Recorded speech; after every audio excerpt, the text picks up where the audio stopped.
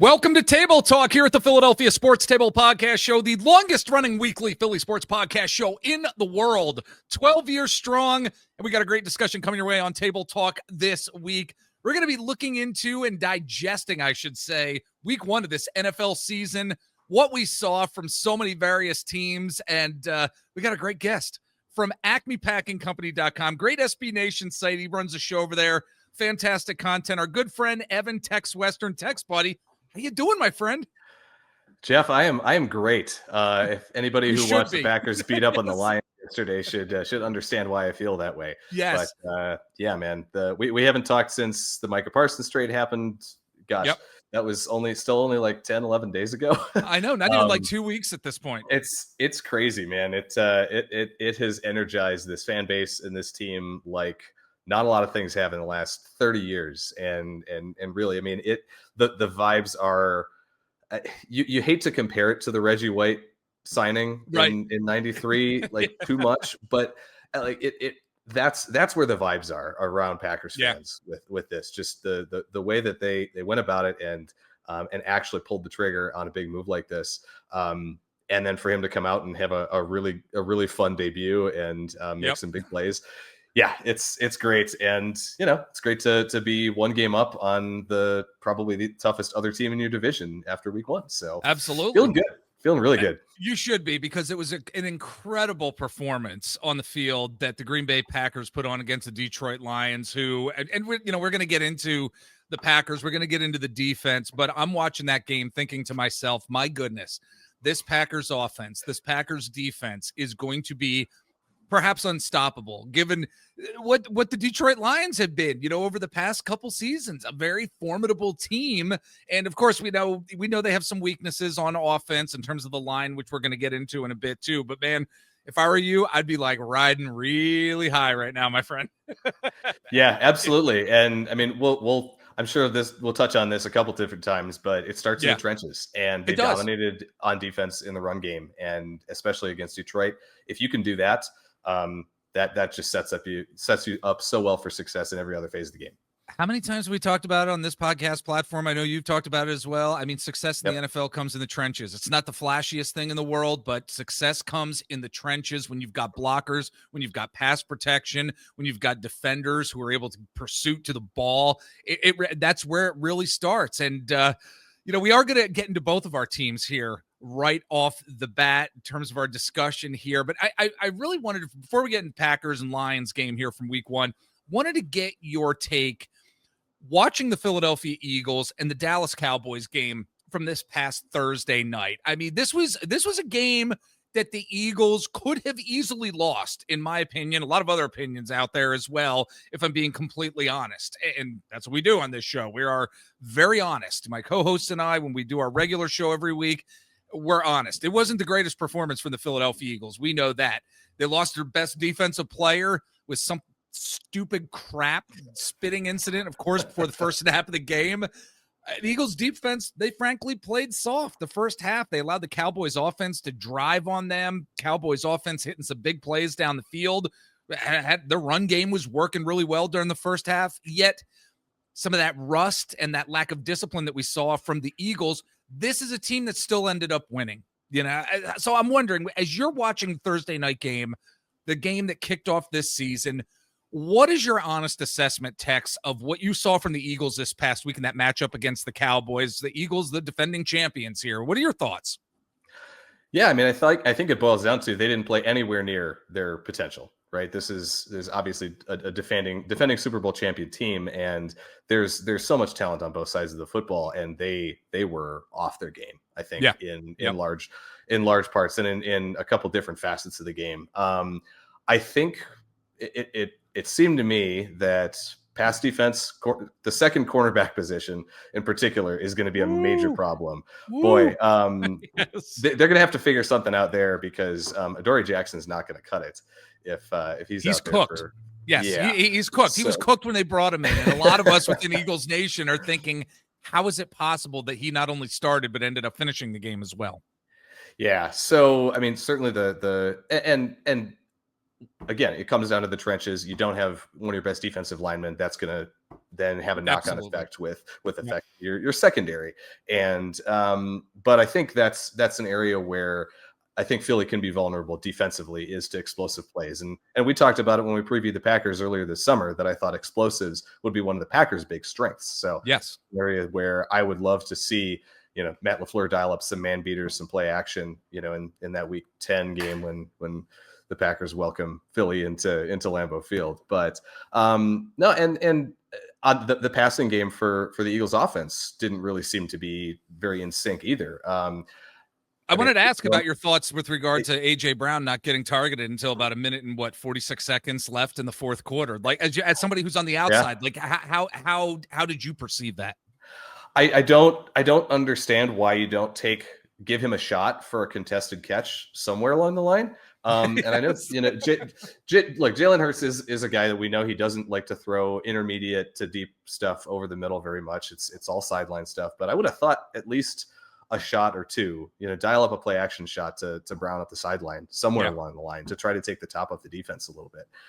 I don't know if there was something schematically that Dallas was doing. I'd have to look back a little more closely at what they were doing defensively, if they were playing a lot of too high and really, keeping the safeties out at the numbers or what they were doing. But they were playing too high. I mean, they really were. They're playing a lot of cover too. Yeah. And that's a risk against, a team that can run the ball the way that Philly can. So, it is kind of a pick your poison a little bit with that Philly offense. But, I think that's one where if teams are going to do that, Jalen Hurts is going to have to start throwing some intermediate balls over the middle. Because that's where the soft spot in that zone is going to be. So, I think that, that'll sort itself out. I think they'll look at the tape and probably identify that as an area where they can probably exploit some defenses if they're going to keep playing that too high shell quite a bit. But the Eagles have way more than what they put on tape on Thursday. Yes. I agree with you. I think they were probably lucky to escape with a win, but fundamentally they're 1-0, and that's absolutely that's what it boils down to. And there's a lot of teams that didn't get so lucky. I'm looking at you, out in Kansas City where one score regression finally hit. So my math nerddom was very happy that regression finally hit those guys a little bit. Absolutely. Look, the team that you cover, the team that you've been a fan of, the Green Bay Packers, I mean, they are definitely looming as a real and viable threat to the defending Super Bowl champion Philadelphia Eagles this season. In fact, in my season preview, I actually have the Packers playing the Eagles in the NFC Championship game. And Nice. if that comes down to it, I think it's going to be phenomenal. And I'm saying, based on what we saw this week from the Packers, my gosh, Tex, they played some amazing football this Sunday against the Lions. And what was most notable was just the sheer dominance of the Packers defense. I mean, they were just swarming the ball. Their pursuit to the ball was some of the best I've seen from them. And I can't even tell you how long. What are your thoughts on how the Packers defense may actually dominate this season? Or, and I say this with a little hesitation, or was this a situation here from week one where you had 3 new starters for the Lions offensive line who were really getting their feet wet and were just kind of overwhelmed, overmatched? Is this really a dominant Packers defense, or was it like an offensive line that was just really trying to figure out their way? What are your thoughts here? Yeah, you're absolutely right in terms of the aggressiveness and the tackling and taking angles to the ball carriers. That was one of the best performances from this team since probably, the Super Bowl year in 2010. It's been a while. Yeah. And I think part of it is personnel. I mean, they've got second-year linebacker and Edgerrin Cooper, who I firmly believe is going to be an All-Pro this year. They've got, Xavier McKinney was an All-Pro last year. Quay Walker played better in that game than I think I've seen him play at any point in his first 3 years in the NFL. And then we get to the Micah Parsons factor, and what a jolt he brought to this defense and to Lambeau Field. Honestly, I mean, he was the last guy to get introduced as part of the starting defense before the game started, and Lambeau just exploded. And again, I mean, the energy around this team. The fact that with Parsons out there, teams have to game plan for him. So now you're getting Rashawn Gary's getting one-on-ones. You're getting Lucas Van Ness, who looks like a much improved player this year already in a small sample size. He's getting one-on-ones. Yeah. Kenny Clark was the big trade piece, right, for going back to Dallas in that trade. But the Packers didn't look like they needed him. They got really good play out of their defensive tackles. That, I think, was probably in part influenced by that young offensive line on the interior that you mentioned for Detroit. Okay. I don't know that I expect the Packers' interior line to hold up quite as well long term as they did in this game. But certainly off the edge, I mean, this team has an embarrassment of riches. Yeah. Super explosive. And Parsons, he forced a pick. He forced the 3-and-out on the first drive. And the Packers really had a great flow for this game. They really had control all the way through. I mean, they come out, they get the ball, they go down, long touchdown drive right off the bat, force the 3-and-out, come back, you kick a field goal. Well, then Detroit goes down and takes 9 minutes off the clock, but you get a stop in the red zone. You hold them to a field goal. It's 10-7. And then the explosives kick in. 2 plays later, Packers score a touchdown. Yep. 48-yard bomb to Dobbs, a 17-yard touchdown to Jaden Reed. And all of a sudden, it's a 2-touchdown game midway through the second quarter. And now the Lions can't really do all of the funky run game stuff that they like to do. And they have to throw the ball a little bit more, which gives Parsons more opportunity to tee off as a pass rusher. And the game state was just as ideal as it possibly could have been for a Matt LaFleur coach team, and then for the situation that the Packers were in, wanting to kind of get Parsons involved as more of a situational pass rusher. I mean, you had basically the entire second half where he didn't need to leave the field because that was all that Detroit was going to be able to do was throw the ball. So he ended up playing almost half of the defensive snaps. I think if it's a closer game and Detroit's in their normal offense for more of that game, you probably only see him playing 35% of those snaps, but he probably played an extra, 10 or 12 snaps because simply Detroit had no choice but to throw the ball in the second half. And if that's an indication, I don't know that I think he's going to have a big uptick in playing time for this week, especially on a short week with the Packers playing Washington on Thursday night. That's right. But coming off of the mini bye after Thursday night, week 3 in Cleveland, I think is when we're going to start to really see him worked in a little bit more as an every down player, working him in on base downs when he's had a little more time to get to know the playbook and have some more practices installing some of the Jeff Hafley concepts. Yeah, I got to tell you, it's going to be interesting watching this Packers defense, especially the front seven. My gosh, it's going to be really fun watching them. But I also have to say, as we're moving along with the conversation here, in terms of the NFC, what is going to be fun to watch, at least for me, in terms of the NFC East as well, it's going to be fun watching the New York Giants. It really is, man. Because I don't think many of us in the NFC here need to worry about the New York Giants. I mean, what a complete freaking mess this team is. I usually don't take much joy in this type of stuff, but I've got some friends out there. I've got some acquaintances out there who for years and years, through the Eli Manning years, and him getting 2 Super Bowls. Oh my gosh, they're the greatest thing since sliced bread. Look, I know it is just week 1 here, Tex, but I'm not sure if Brian Daboll is the head coach of this team at the end of the season, based on what we saw just in week 1, for God's sake here. What are your thoughts on the Giants and the dumpster fire that they were right out of the gate? Man, I think it's going to be a race between Brian Daboll and Mike McDaniel in Miami as to who might get canned first this season. I was thinking after the Miami game too. I'm like, I'm not sure if McDaniel's going to make it to week 2. Seriously. Yeah. And I've never thought that before. That was rough, man. But I couldn't believe that this afternoon, apparently Daboll announced that Russell Wilson is going to start for week 2 again too. Yeah. So, Wilson looks like he needs to hang him up too. Absolutely. And really just, that Giants team was a mess all the way around. And I saw bits and pieces of that game. I didn't watch the whole thing, but what I saw, I feel like didn't really give me any read on the Commanders, because it felt like they were barely going up against NFL competition in that game.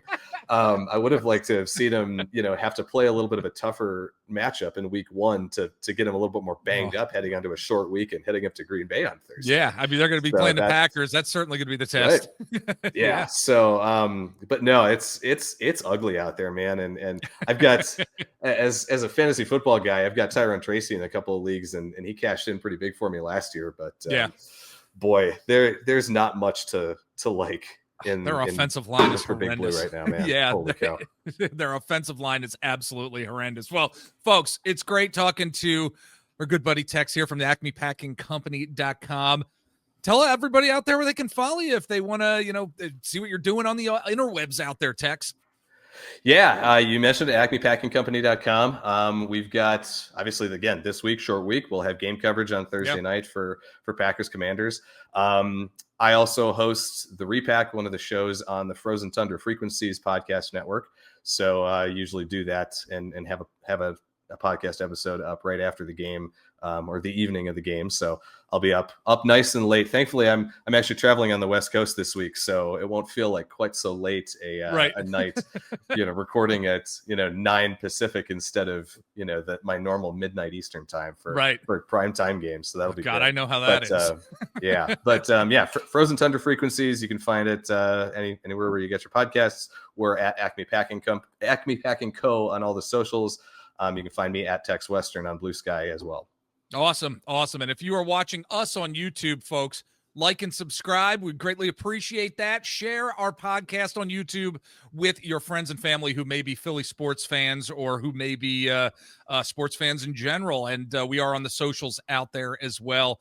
Twitter/X, I should say, at Philadelphia PST. Instagram, just search out the Philadelphia Sports Table on various social sites. You will find us out there. We're going to take a quick break, but when we get back, got some more NFL talk from week 1 coming your way.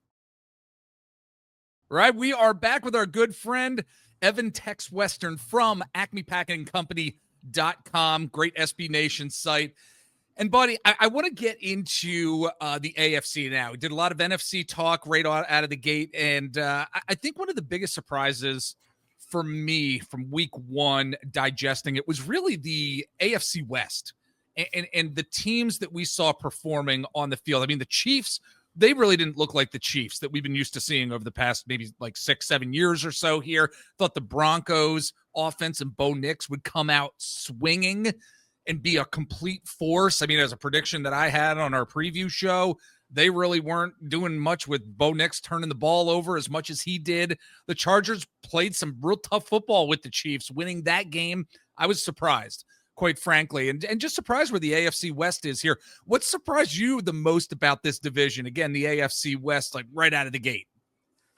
Yeah, can I say that the Chargers didn't blow it late? Right. They didn't Chargers Yes. it up, right? Yes. And again, I mean, I joked about it earlier, but the 1-score game thing with that Chargers Chiefs game, I was kind of happy that that streak of whatever it was, like 14 straight 1-score games or something that the Chiefs had won got broken, because we're big regression to the mean people when it comes to unsustainable trends over at Acme Packing Companies. So nice to see things balance them out a little bit. But I mean, one of the other things to me was that Jim Harbaugh let Justin Herbert cook a little bit. You did.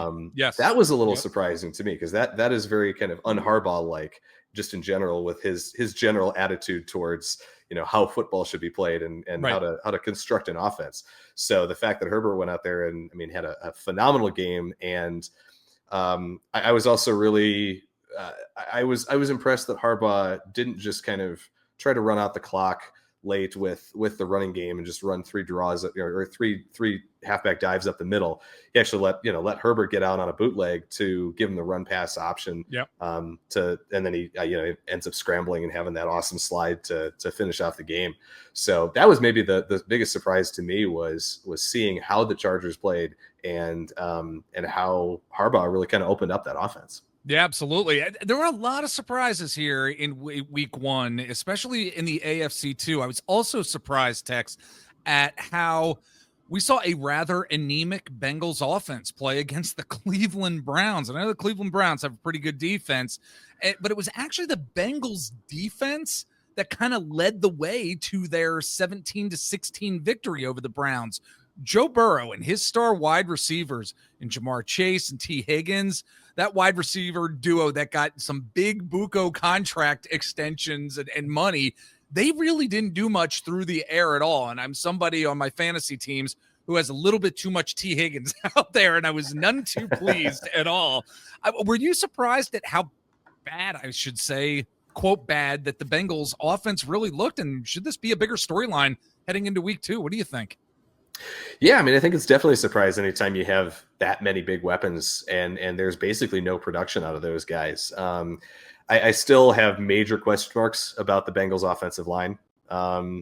True. I don't think they've answered many of those questions over the last probably basically Joe Burrow's entire tenure practically in Cincinnati at this point. So, I mean, he takes about as many hits as anybody, but maybe like a Caleb Williams in the NFL these days. So, I mean, it comes down to the trenches, right? It starts there. If he can get some time to throw, I think you're in a much better position. But and obviously, again, you mentioned the Browns have a good defense. Myles Garrett is Myles Garrett. And certainly that's gonna. I mean, I think he had 2 sacks in that game, so he was certainly a big factor there. But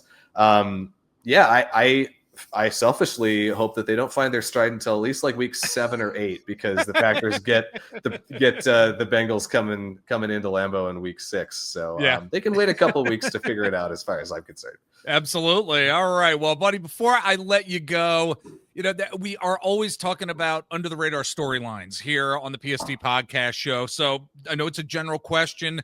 You're a football fan. You watched a lot of football this past weekend here. What do you think is one of the most underrated one of the most under the radar storylines from a player or a team in the NFL after digesting what we just saw in week 1?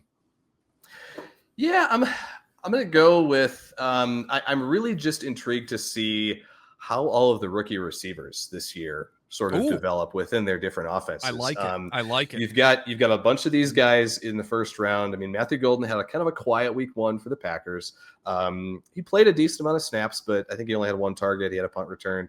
But Emeka Egbuka had a great game in his debut for Tampa, a couple of touchdowns. I mean, he looks like, with Chris Godwin still hurt, I mean, he's going to be thrust into a big-time role on day 1, and he certainly stepped up right away for Tampa.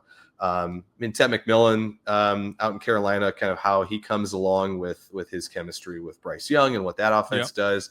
He had a decent start to the season. So, personally, again, being a Packers fan with Golden in Green Bay, I'm going to be kind of following that trajectory and kind of seeing where those guys end up kind of slotting in throughout the season and how they produce relative to one another. But I do think it's going to be really fun, because I think all 3 of those guys in particular just have phenomenal talents. I would have been ecstatic with any one of those 3, in a Packers uniform this season.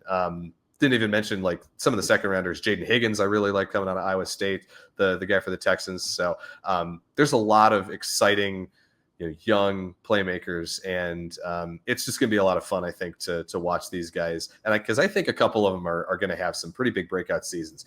The book on receivers for forever, right, has been, it's not till year 2, maybe year 3, that they start to break out. And guys have started to break that mold. Jefferson really was the big one a couple years ago. Chase did it too. But I think you got a good chance that, all 3 of those first rounders could be, approaching 1,000 yards receiving by the end of this year. And so it'll be a fun thing to track as the season goes along. Absolutely. It's a great under the radar storyline for sure. And folks, again, he is Evan Tex Western from acmepackingcompany.com. Check out everything they have going on over there. Buddy, it was great having you on our Table Talk interview show this week. Always a great time. Come back, join us down the road. I'd love to have you back on the show again, my friend. Definitely. Hey, week 10 will be a fun one. So there you go. Hopefully we'll have a chance to chop it up before Packers Eagles in a couple of weeks. It'll be a good time.